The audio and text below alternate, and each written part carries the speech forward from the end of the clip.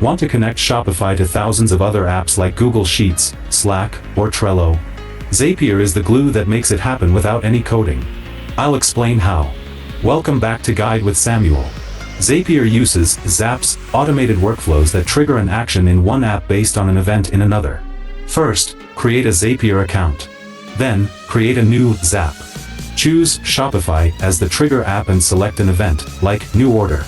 Then, choose your action app, like Google Sheets, and set it to Create Spreadsheet Row. Now, every time you get a new order, it will be automatically logged in a Google Sheet.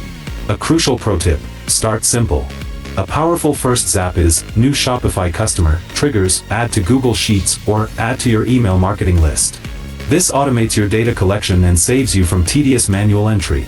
And just like that, you can automate your workflow across all your business apps. Zapier unlocks endless possibilities for customizing your operations. What's the first Zap you're going to create? For your final question, subscribe for our next video on how to install the Privy pop-up on Shopify. Thanks for watching.